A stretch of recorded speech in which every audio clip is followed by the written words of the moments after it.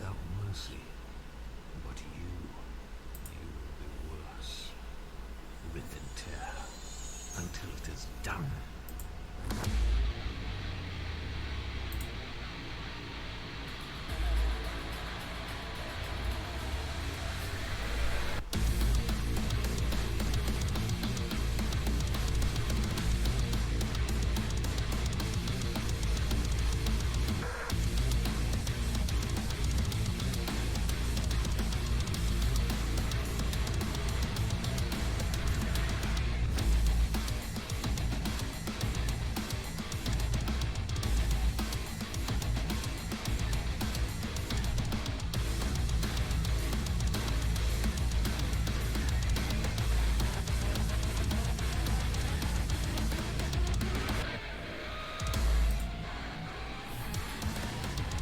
The only reason I'm playing Doom is because I want to. Oh. Alright. So it doesn't seem to make much sense to people. I suppose that nothing makes sense. Except for, well, I guess not even Doom music. NEDM. Here's an old meme. Alright, so on this episode of Micah and The Hatman, we will be talking about the Nintendo Switch, giving my opinions on the console and Smash Bros. Ultimate, which was so generously given to me by Chaos Sonic. We will also be talking about, well, stupid game journalists. Yeah. My name is Micah Curtis. I'm Alex. Yeah, Hatman, go ahead. Yeah, I'm the Hatman, you know. Yeah, well, let's get into it.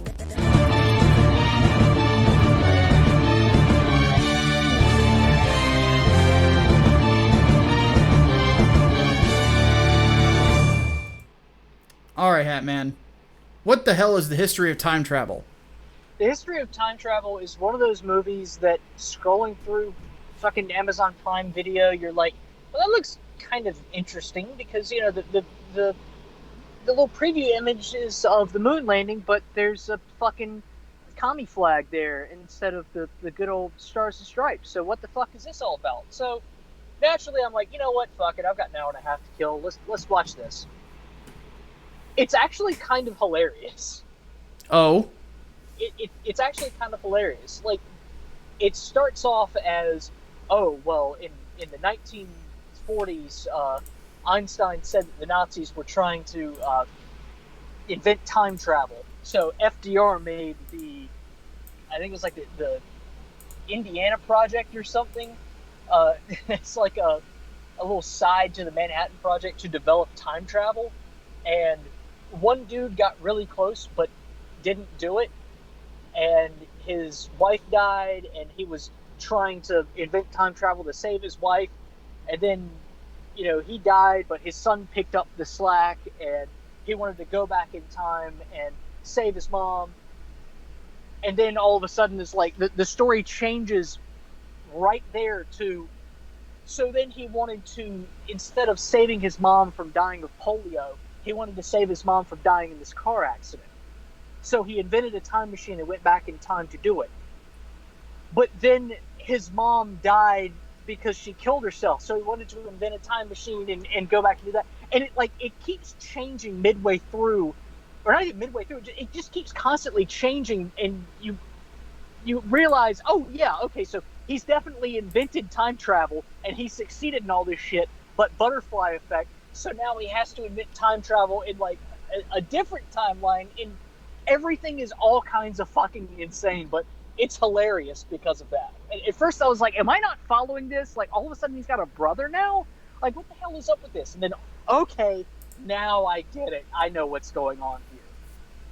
Perhaps the funniest thing about it, though, is the invention of the time machine keeps getting, like, pushed forward. So it starts out like the time machine is invented in the 70s. And then it's invented in the 80s. And then it's invented in the 90s.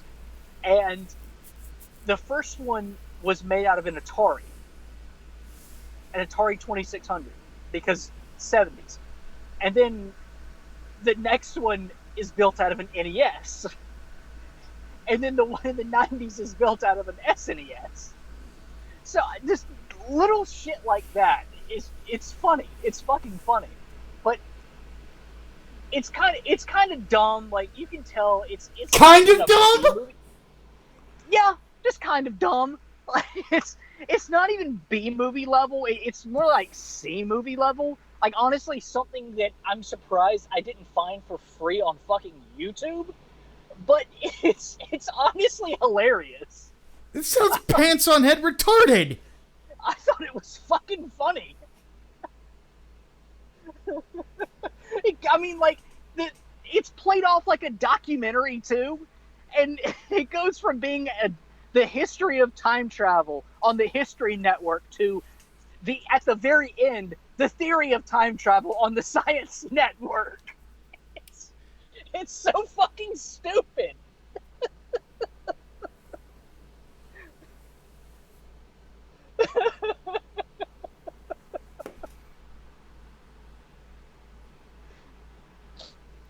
I can't even see the comments, but I'm sure they're going, what the fuck? I'm not going to shame Hatman, guys. I'm going to shame the movie. This movie sounds stupid. I'm going to talk about the Switch now. Talk about the Switch. Yeah, Okay, so, as we saw last week, the very generous Chaos Sonic donated me much in the way of money to buy a Nintendo Switch. This is the very first Nintendo anything I have owned in over a decade. And I have to say, as a console, I like it.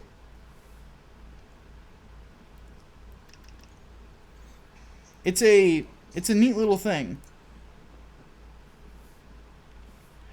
It really does feel like having a modern console in my hands. You know, I can look into anything that I want. Visit the shop mid-game. Get right back into it. Right where I picked up. So on and so forth. And there's a surprising amount of really good games on this. The one I'm surprised by most, mind you,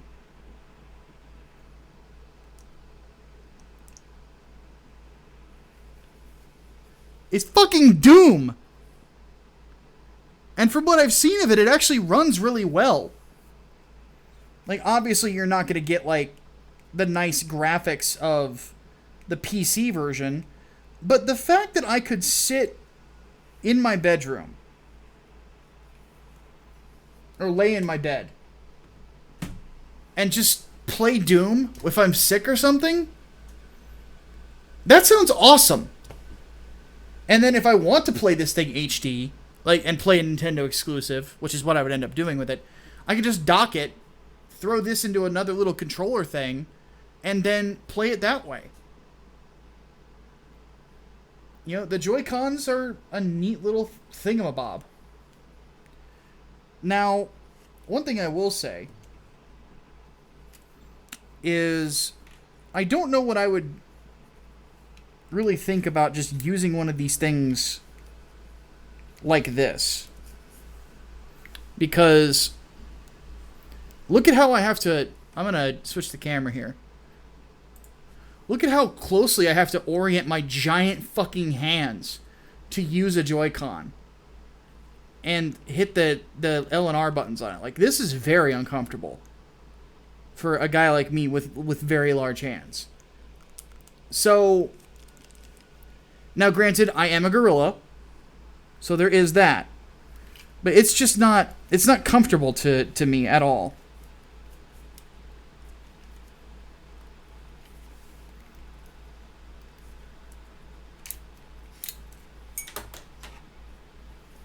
So that would be the one downside of the console, is if the whole idea of using the Joy-Cons as a separate controller, that'd be great for children, but for grown adults, it's not really something I would put in there. So, they would have to spread the controller out more. But the problem is, if you do that, and I'll show you guys that, like, you would still have to move the stick here on this one down here, which would be very uncomfortable when you're holding it. And then this other stick, or these buttons here, down more, which would also be very uncomfortable when you're holding it, because the gap between the sticks and the buttons would be very awkward. So they're kind of in a weird spot with that. Other than that, though, just as a handheld, it works phenomenally. And the transition from that to the docked state is perfect. All in all, man, it's a good console. You know, it's not obviously going to have the punching power of a PS4 or especially a PS4 Pro or an Xbox One X, which the One X is probably the best one on the market when it comes to processing power. But even so, it's still good enough to be competitive, you know? So yeah, the Nintendo Switch gets a thumbs up for me. I never thought I would say this about a Nintendo console, but I actually really like this thing. I really enjoy it. We just got a donation from Chaos Sonic here. Says, note, Nintendo has stopped censoring their games, as like you, they are also ass men. Hence why they prefer to show ass. Also Hatman, with all the DLC. Can you convince me to watch Madoka Magica for a Goldfish episode? So I know of Madoka Magica by reputation. And it's a magical girl show that's apparently super fucking dark. Yeah, the Goldfish episode. That's basically like your beach episode. Oh, interesting. Yes, Goldfish, the snack that smiles back until you bite their heads off. Jesus, that sounds awesome. All right. Now, this is one of two of my picks for the week. We gotta talk about Smash.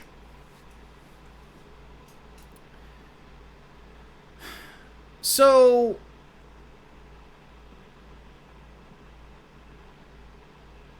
should I just say it? Go for it. World of Light is fucking stupid.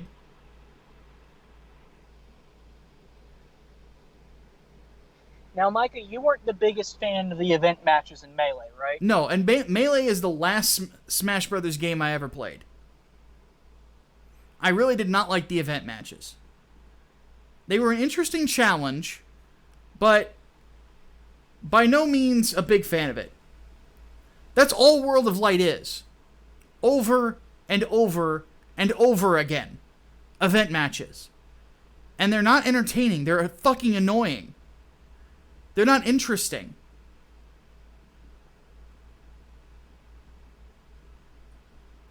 Beyond that,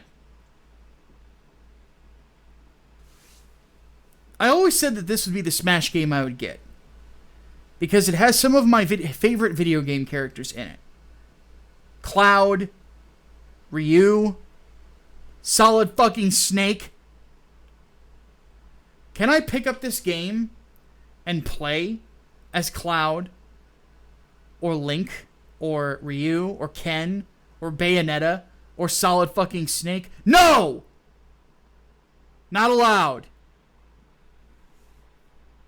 You must sit here and you must play the game for hours and hours and hours and hours and hours till you get the person that you want, or you go through the World of Light.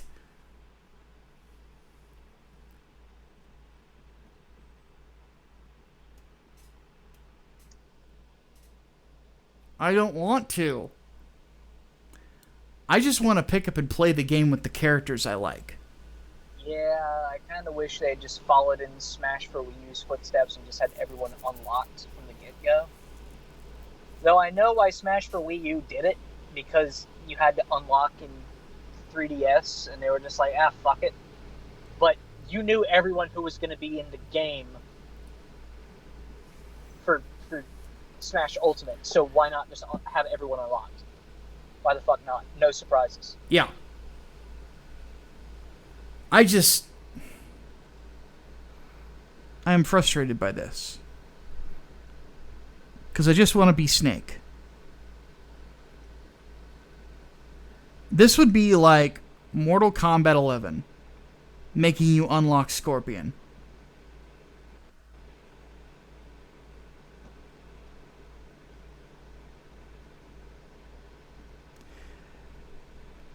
I would say this would be like Street Fighter making you unlock Ryu, but the game actually fucking does that!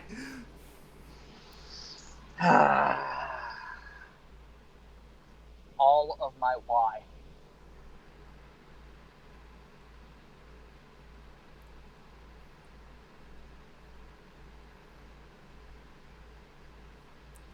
They don't even let their like most popular main meme character be out there from the start. You have to unlock Captain Falcon too.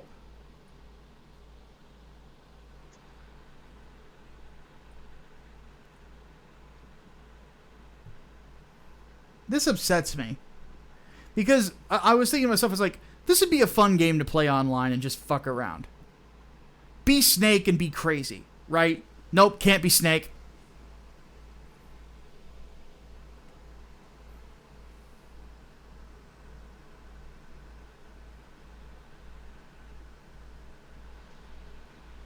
I like Snake. He plays very well in that game. But yes, you do get to play as Kirby, because Sakurai is a biased fuck. You get to play as Kirby, and then Mario, and then one of 3 characters that you choose depending on whether or not you like Marth or Sheik more. Pretty much.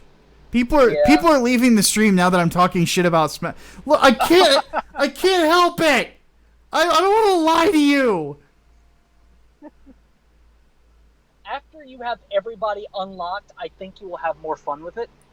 It's just the grind of getting there, because that was aggravating as fuck for me. I mean, World of Light, I think, took me 16 hours to finish. But then again, I also did everything in it. Like, I got 100% because I'm a fucking madman. So, Hold on. Yeah? Mercenary donated $1 says there's a trick to unlocking everything. It's based on the footsteps of a character. Use Kirby on Final Destination without environmental hazards going back and forth for about the max on a time limit. Then you can challenge each one to get them.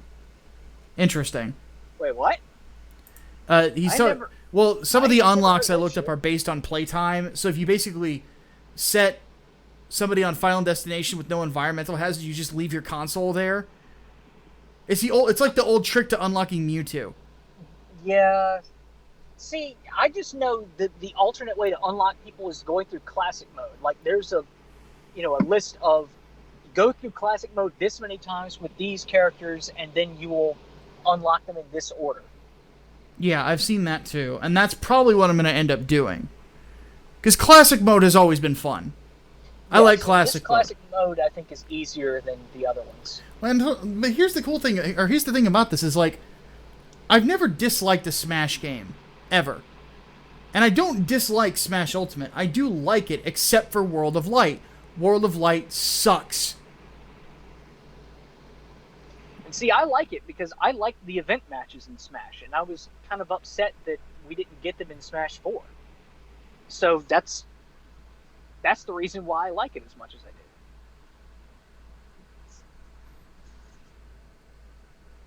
But no, I totally agree that the grind to unlock everybody is frustrating as shit, especially when you just want to play as fucking Simon Belmont. God damn it. Yes.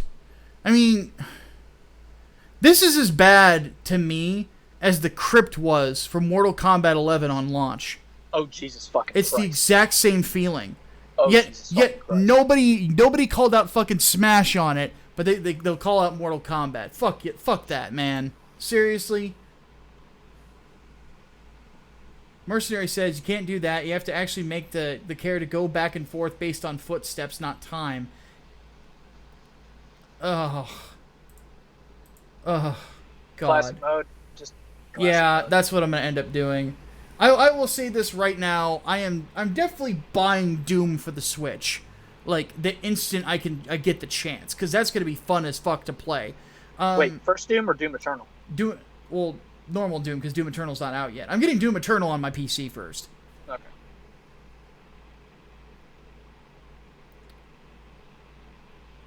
Yeah.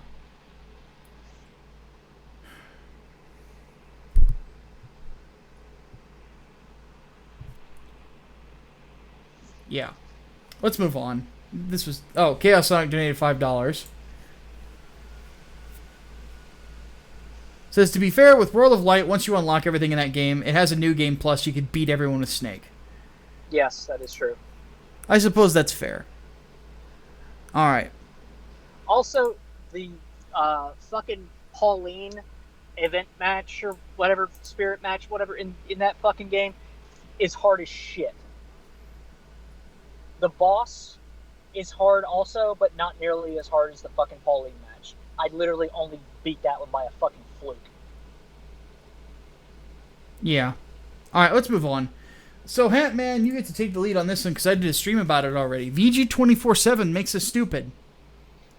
Yep. Apparently, gamer fans and gamers in general don't have to be your audience anymore. Again. God fucking... How many times are we going to have this shit happen? Like, these people criticized a game in a way that I don't like. Tell them to go fuck themselves. I mean, tell me how ignoring the fans worked out for Battlefield 5 or Mass Effect Andromeda or Battlefront 2.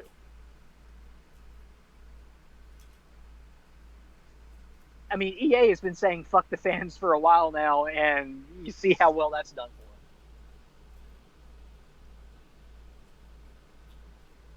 them. Fucking, what's the point? What's the point except this moral posturing of, well, we know better than the fans do because we're not held back by these regressive attitudes or these non-progressive opinions about how games should be and how people should be depicted in games and who you should play as. Soy! Yes. Yes. So much of it. I mean, chat, answer me this. Battlefield 6 is announced. You play as a member of the 69th Soy Boy Regiment. Would you buy that fucking game? I can predict that there's going to be a bunch of no's to that. Personally, I think that sounds hilarious. The 69th Soy Boy Regiment. Fucking, honestly, I don't think anybody would. I mean, it's like going full Macintosh. Well, games don't have to be about fun or violence or all this whatever the fuck. They should be about cerebral experiences. I mean, one day someone is going to make a game, if they haven't already, some indie game fuck is going to make a game where it's literally you staring at a painting.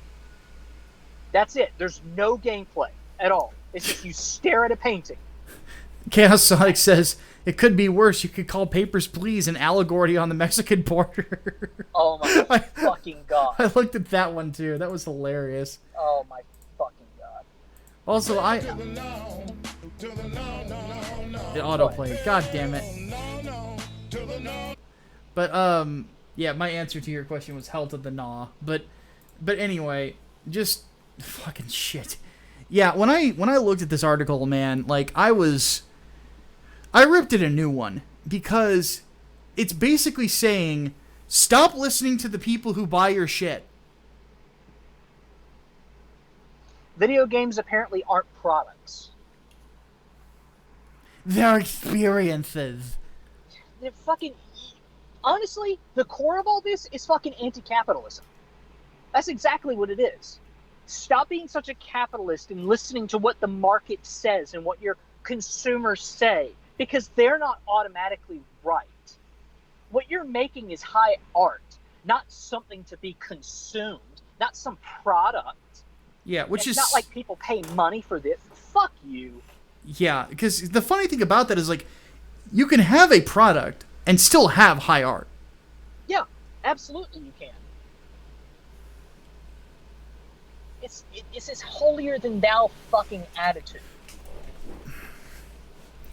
One thing about that stream is I did end up deleting it because streams fuck with your algorithm. So in the future I will probably, like, clip certain parts of those and put them separate. We'll be talking more about that at the end of the podcast, though. But yeah, it's just this silly idea that you shouldn't listen to the people who want to buy your stuff. And it's always game journos who have never, ever, ever worked a day in their lives. Like, actual work. Because I will say this right now. I work a day job. Writing does not feel like work. Not really. Maybe if I'm writing for like 8 hours a day, and my office here it's like 80 degrees in here, I'm just sweating up a fucking storm. You know, like that feels like work. This sort of shit does not. No. Just no. Just no. These are the kind of people who get offended when you tell them to learn to code. Tell them I hate them.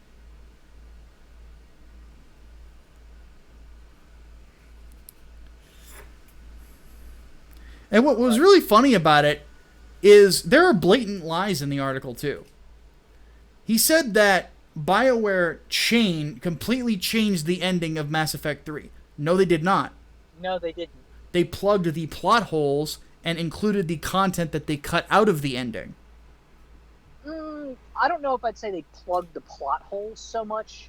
They plugged a lot of them. They did give fans explicitly gave them one thing that they asked for, and that was telling that fucking Star Child to go fuck himself. Yes. Because there's a video I did on that years ago where I'm shooting the Star Child and nothing happens. Uh-huh. And what's really funny, the dude who wrote the article took the White House petition to change DMC Devil May Cry seriously. To my recollection, that was a 4chan op, wasn't it? Mm-hmm. Like, that was a joke. And he took it dead serious. This is the kind of person who believes gay ops.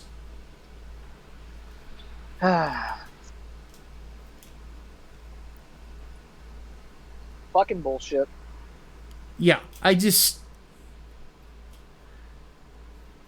What was funny about that stream, though, is I was going to look at his page profile, and before it even got started, he blocked me. Oh, boy.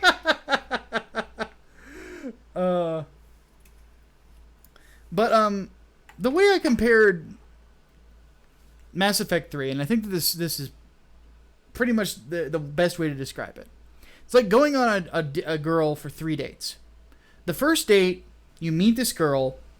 She's working in a library. She's a librarian. She dresses kind of frumpy, but you can tell she's actually very pretty. She just doesn't have much confidence in herself. You take her out. You have an amazing date. Date number 2 comes around. You take her out again. This time, she's dolled up to the nines. She's not wearing her glasses. She put her contacts in. She looks amazing. You have another great date. And then on the third date, you have an amazing time. The best time you've had yet. She goes back to your place. The two of you start to make love. And then right as you're about to climax, she gets up off of you and she kicks you right in the balls. That is the Mass Effect trilogy. And defending that sort of thing is fucked up. To say the least. Entitled game journos. Yeah. We'll just leave it at that. Not to mention the fact that you're still bringing up Mass Effect in the year of our Lord 2019. Shut the hell up. Stop Mass it. Effect 3, that Like- is. like- Andromeda was Jesus Christ. Ugh. Yeah.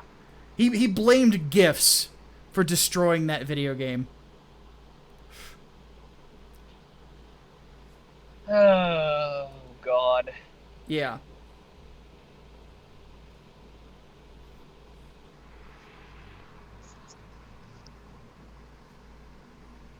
And yeah, the Mass Effect Andromeda, to use the date comparison, that's like when you find out she's packing heat below the waist.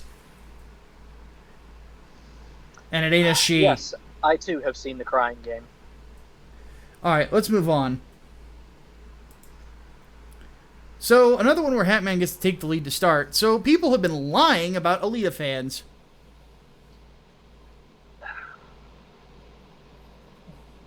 Why? Just why? Refresh my memory. Did this one name drop Captain Marvel? Yes. Why is it that ever since the whole Alita challenge started, or just, you know, the Alita fan base really got kicking, how the fuck come everyone is quick to say, well, it's actually a far-right movement because they did it because they don't like Captain Marvel? Like, why the fuck are you trying to politicize two very different fucking movies? I mean, Alita did not have a damn political agenda in it to begin with. Captain Marvel, yeah, kind of. But for some reason, these movies are now all of a sudden politicized. Which they're not. no. Well, Alita certainly is not. No, Alita it was had- very, very simple why people were drawn to Alita on the internet. Because Robert Rodriguez wanted your money. Yeah, And the actress who plays Alita wanted your money. yeah, They wanted you to watch this film. yeah.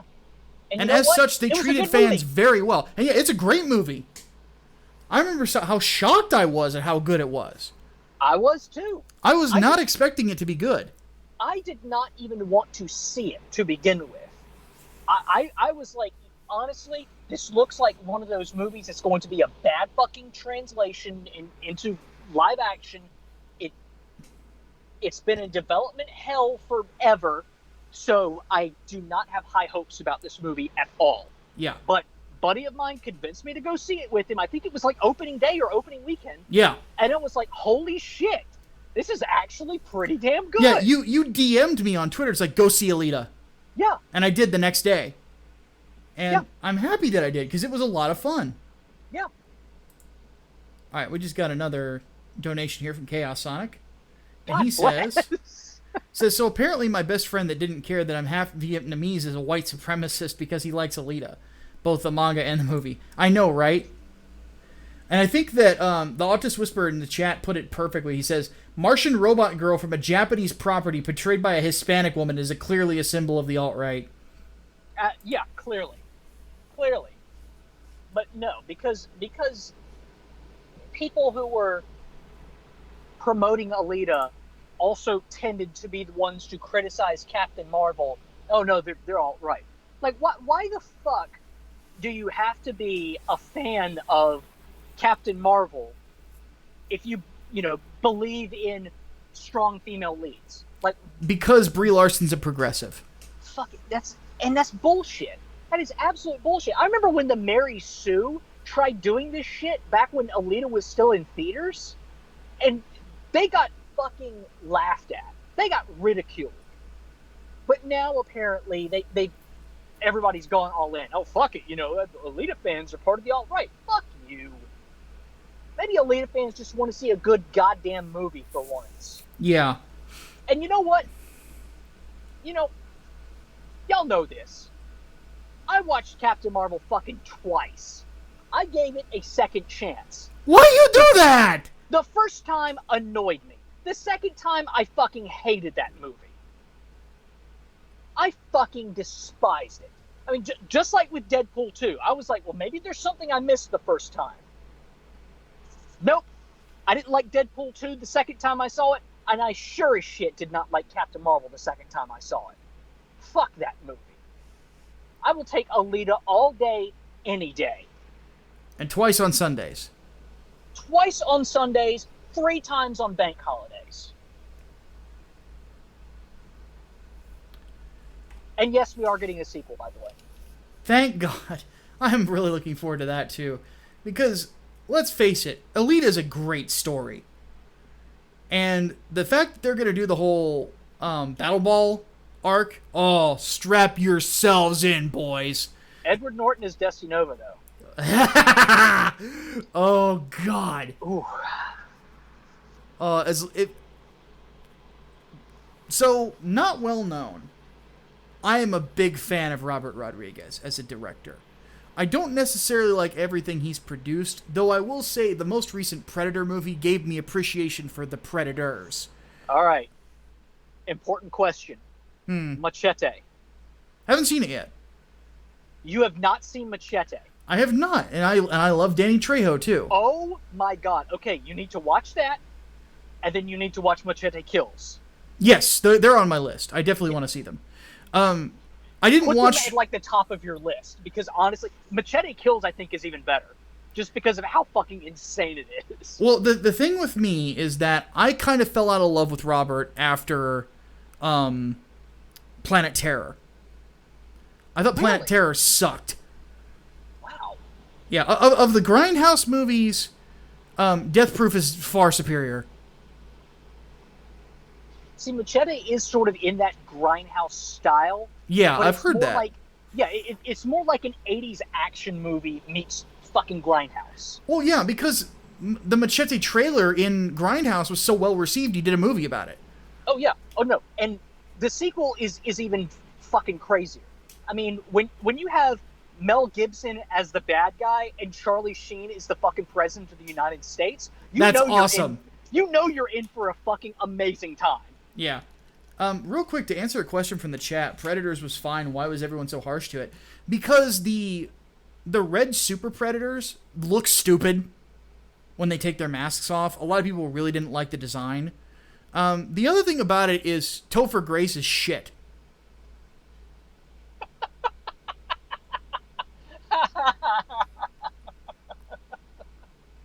No symbiote's gonna save him there. That is not a symbiote. That is shit. I like being bad. It makes me happy.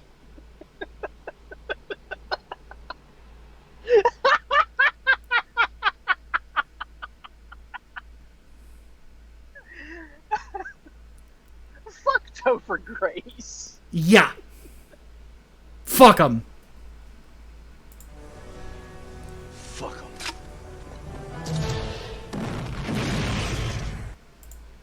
Micah is biased against Topher Grace confirmed. You guys missed it. So, I'll talk about the fact that I'm not going to go back to Twitch ever again here in a second. But I did a whole rant on Twitch about why Venom in the most recent movie is Venom. And why Topher Grace in Spider-Man 3 is shit.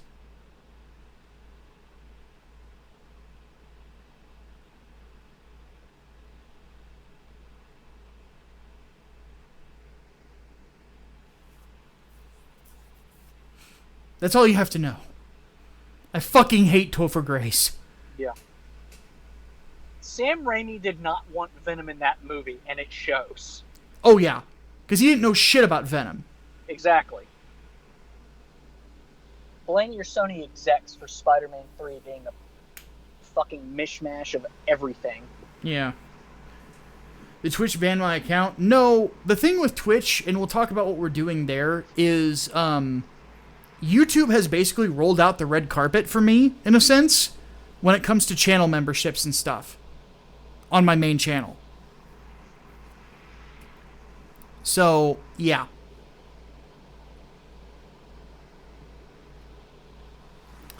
All right. Let's go ahead and get into the Q&A.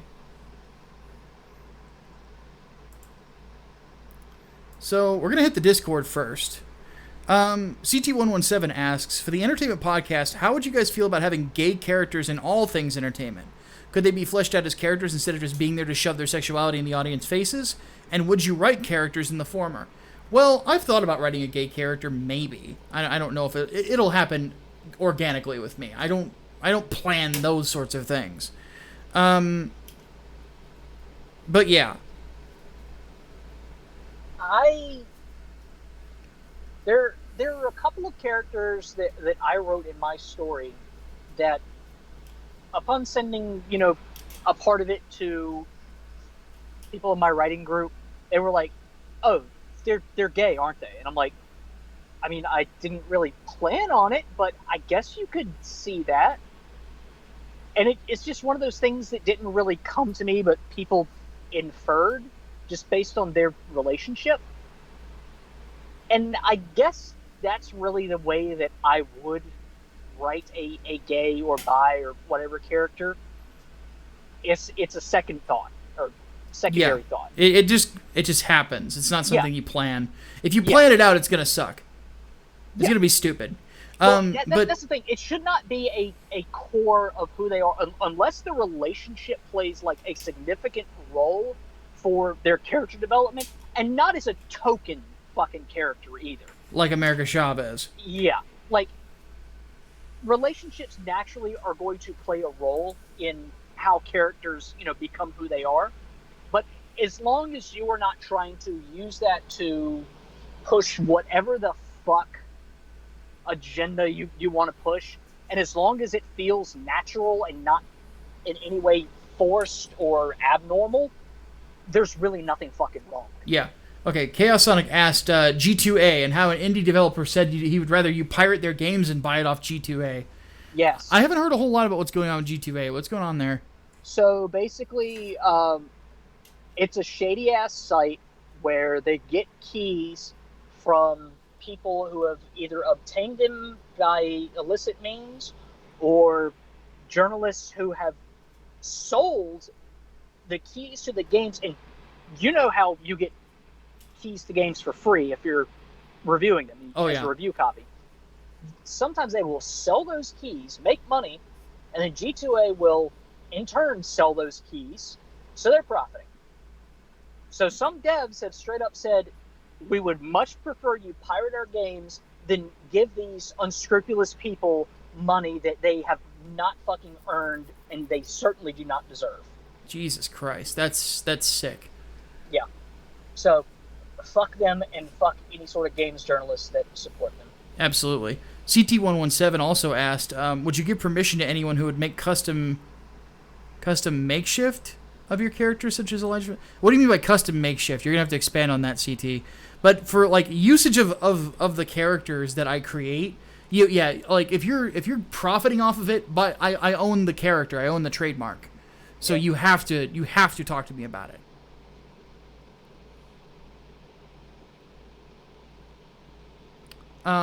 But yeah, like if somebody wanted to do like a crossover comic, I wouldn't be against it.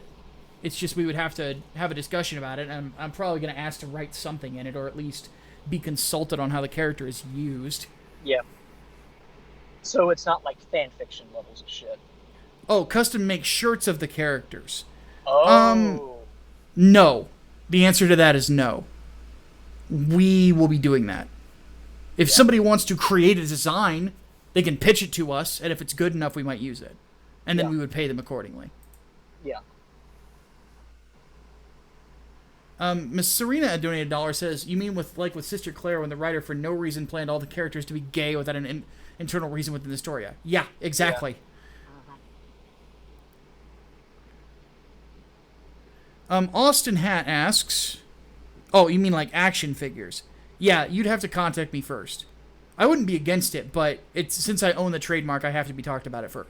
Yeah, that's just standard licensing shit. Yeah. But yeah, a Hat asks, not Hatman, but Austin Hat asks, do you think a big problem with the current entertainment industry at this point is gatekeeping by the Marxist left? Not Marxist left. No, though they're not in entertainment. The left in entertainment, yes, but they're not Marxists. They actually do. They're corporatists. They're not Marxists. There is a difference. And stop calling everything a Marxist. Learn your definitions, man. But anyway, if so, do you think that the rise in independent creators will help remove gatekeeping? Yes, because you want to compete in the market. Yeah, that's the goal. And you always want a strong independent element to any sort of artistic creation. It's just so that there's competition in the market for especially people who spend a lot of money on that particular genre. Yeah. Nothing wrong with competition. Yeah. So, and this is something like give you distinctive of different parts of the left. So, Marxist left, largely in colleges. Corporatist left, largely in big politics and giant megacorps. Very different, though. The clashes that we're seeing in the House of Representatives, a lot of the old guard Democrats are backed by corporatist left. The Marxist left are the ones who came straight out of college and like that are your Justice Democrats, your Young Turks. There is a big difference between the two. It's the difference between big government and wanting government to control everything. Yeah. But and on top of that, to answer CT1 was a little further, I've been approached by somebody to make statuettes of my characters. It's the same guy who did Timothy Lim's stuff, and I'm considering doing that for 3 nights, as like small little hero clicks things. Oh yeah. I think that'd be really cool for a tier. Because I want to do like $100 tier, because people apparently love that shit. Apparently, I did not realize that. Like again, we're selling so much of the Windy City Special. I've been shocked. But yeah, it's like, what the fuck. All right, Holy Ninja Toe asks for the Entertainment Podcast thoughts on the Rumble in Toontown. Talk about the worst publicity. So Ethan has been doing an awesome show about all the crazy shit that's happening at Disney. I'm just gonna say, go over to Ethan Van Sciver's channel and watch those streams. They're hilarious. But Ethan's an entertaining guy. I love that dude to death. Alistair asks, what is the worst and best comic video game I've ever played? So best comic book video game I've ever played is probably Arkham City. The worst one would have to be...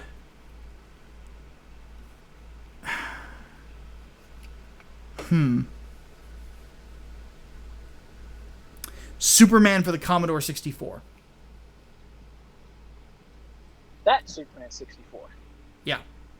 I actually hated it more than the actual Superman 64, which I barely played, so I can't say much about it. Well, I just remember it being bad as well. Worst, Spider-Man for Game Boy. Good pick. Because that's one that I did play, borrowing games from friends way back in the day. Best, Hulk Ultimate Destruction, bar none. Very good pick. Chaos Sonic just donated another $5. And he says, it's actually worse. They try to convince a few journalists to publish an article that they made to try and sway the public. Appaben talked about it. Oh, yeah, I watched the Appaben video. So, or part of it. I didn't get to finish it. And I'm like, what the fuck is going on here? Wait, hold on. Who's doing what? G2A tried to get game journalists to publish a pro G2A article. Oh, yeah. Oh, that's common. That shit happens all the fucking time. Okay, we got to keep going. We got to get through these this. questions. Okay, Brainbox asks, seen a lot of people shitting on the Shenmue Kickstarter. I understand why, even agree with it, but I rediscovered the fact that the Kickstarter for Shenmue was only meant to gauge interest and not be the primary source of funding. Well, yeah, they got funding from Deep Silver and Sony later. Then I consider it let's see here. That's the case that I consider it critical context. Do you? And if so, do you think the YouTubers reporting on this are failing in not reporting this to their audiences?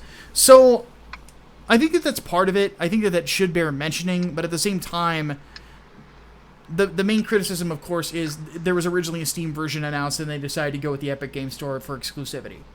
A lot of people really are hating that because they're looking forward to the Steam version, and now if you want to play it on PC, you have to get the Epic version.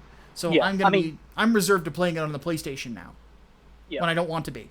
I mean, you could call that false advertising. Yeah, I backed it years ago. Yeah. So, okay, and then Talon says, now that you have a Switch, I was wondering if you are going to get going on Fire Emblem 3 Houses. I am not a Fire Emblem guy. I will get it eventually. Yeah. By the way, I have a meeting I have to get to, so I have to bounce out of here early. So, yeah, things. I'll see you guys. All right, Hatman. Dave's Vault. Yep. Catch you later. All right, so I'm going to go ahead and do the rest of this solo. So, Zion the Blank says, have you seen Astral Chain? It's a Switch game from Platinum Games that looks like their take on the JoJo stand battles. I have not. I'll look into it. Could I please put the Venom rant on YouTube? I didn't record it. I fucked up there. I'll see if I can download it off Twitch. Alright, that is it for the Discord. Let's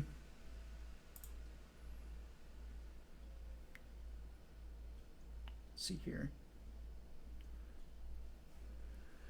Let's see. Let's go ahead and hit the chat.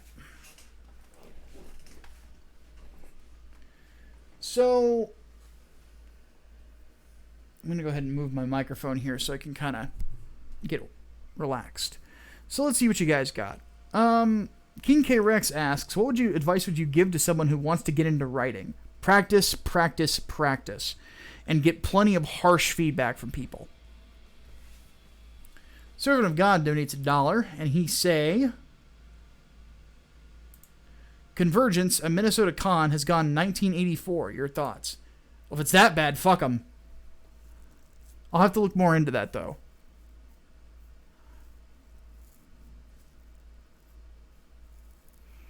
Harbaugh Entertainment asks, so the director of the next Terminator is playing the misogyny card against fans, Ghostbuster style. Why do they think this still works well for them? I don't know.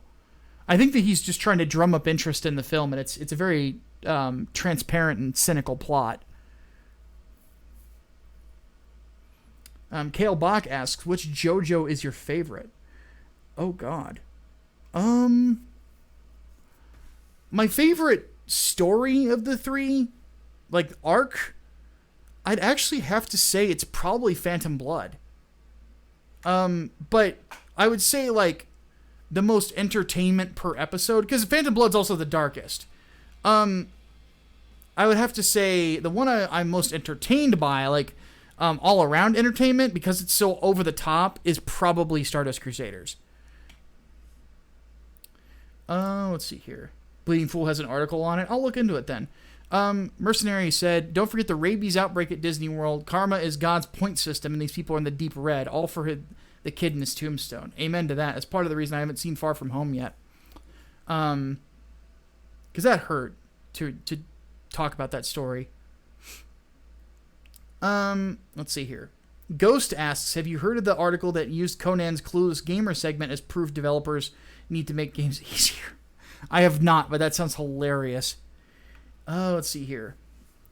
Crystal Wing says, I'm thinking about writing a comic about a young woman who gets mutated in an experiment which gives her ability similar to a xenomorph and a tail and Baraka's arm blades. Look at the movie Splice first before you do it, because it's a similar concept and you want to make sure you're not ripping it off. Waistcoast says, I happen to have DC Superman versus Predator. Do you want it? I wouldn't be against it, but to send it to me, you'd have to send it to my direct address, and I don't give that out. So, I just read it. It's a good comic. I've read it before. Batman vs. Predator is even better, because Chuck Dixon wrote that one, if I remember right. How do you pitch an indie comic to an established studio, like IDW, Dynamite, etc.? Can you say anything? If so, is there anything that shocked you? So I can't go into details, because I'm in the process of it. Because there are labels that I'm looking at, and a couple that have shown interest in Englewood. I will just say that you want to have it done. Have it done, completely finished. Art, everything. Meaning you're going to have to invest some money in it.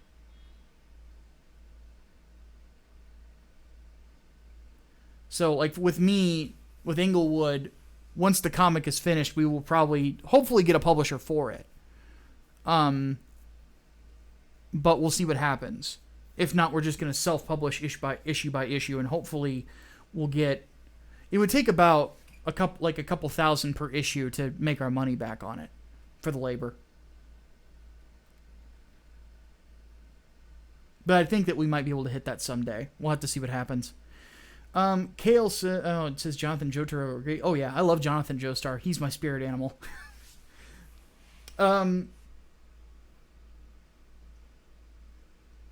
Though I love the scene where it's revealed that Lisa tells Jonathan that she's his mom, And he's looking into the sky like,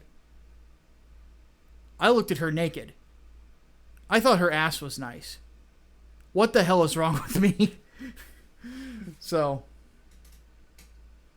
don't want to write a comic or anything, just want to know how the sausage is made. Fair enough. But yeah, that's generally the process, is you have to finish the book first. It's very rare that you'll get just a comic off of a pitch alone, unless you're already established as a writer. Thoughts on the X-Men animated series revival attempted? Oh God, I want that to happen so badly. I loved that show so much. That would be really, really cool to see it get revived. Sorry, that was Joseph Joestar. That's what I meant. Can't really wait to me getting the Steel Ball Run. I've seen some of the designs of Steel Ball Run, and I hate it. It looks not good. I don't like it. Like just the designs of the characters.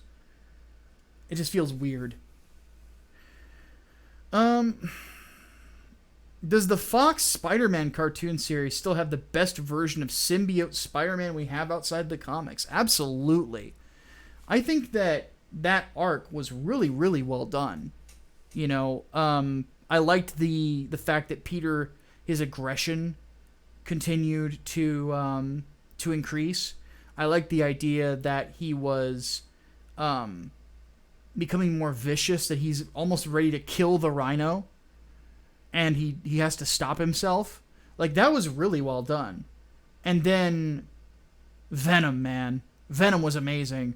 Like, the way that Venom thrashes Shocker and Rhino with fucking ease. Just, so good. So good. Seriously.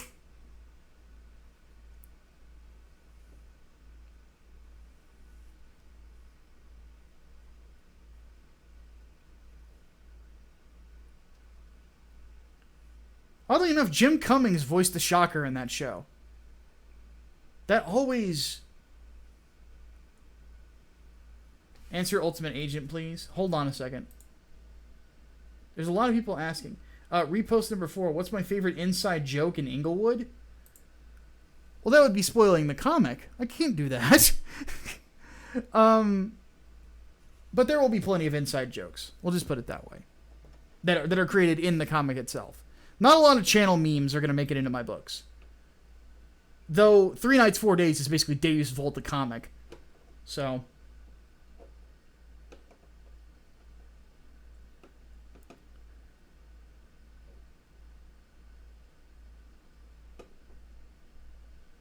Since you're writing a low fantasy book, what would you write for high fantasy? Blarg. Technically speaking, Blarg is going to be my high fantasy comic.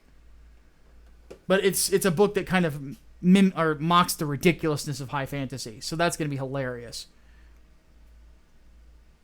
Do I watch Midnight's Edge? I've never heard of it. Can I back 3 Nights, 4 Days yet? Wait until October. October is when we're launching that one. All right. And Ultimate Agent, you're fine. Mods, start gathering overflow questions. We are going to go ahead and start bringing it into this. Before we go, let's go ahead and look at a couple things. Foist.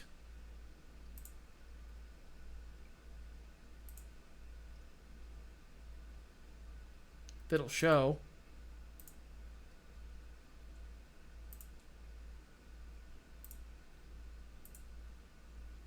Oh, wrong one. Oops. We're in the infinite. Hold on. Okay. So, Englewood. We are at $4,339. We are getting so close to that goal, guys. So thank you so much to everybody who has backed it. Remember, guys, it was just payday. So, wink, wink.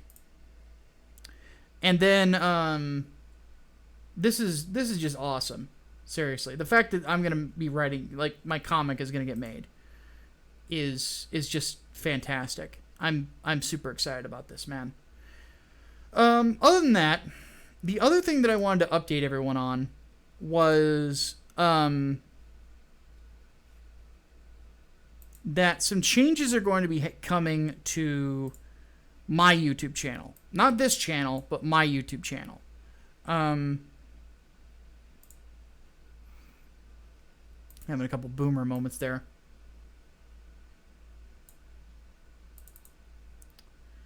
But,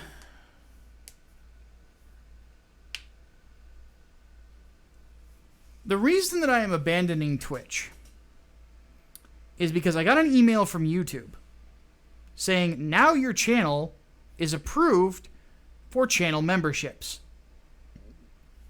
Oh, excuse me. Meaning, you can now subscribe to the channel. So, what is going to happen is, with the channel subscriptions, we are going to be phasing out Patreon within the next 2 months. Completely. We're going to be getting rid of it. Instead, we will have 3 tiers of support on my YouTube channel for members. You will get exclusive emotes. You will get an exclusive badge as well. But some people have voiced the fact that they do not actually want to give Google any money, even though I get 70% of the cut on channel memberships and super chats now. They increase the amount that you get.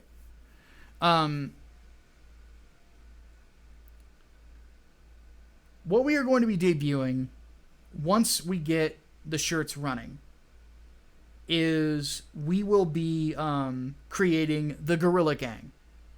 The Gorilla Gang is going to be a monthly subscription service basically to the channel, where you are going to get a shot glass and the Micah Curtis drinking game placard mailed out to you. It is going to be a $7.99 membership, which is the same as the highest tier of channel membership on my main channel, meaning you're also going to get the exact same shit that the channel members are going to get. The difference being you're not giving any money to Google. It's straight to us.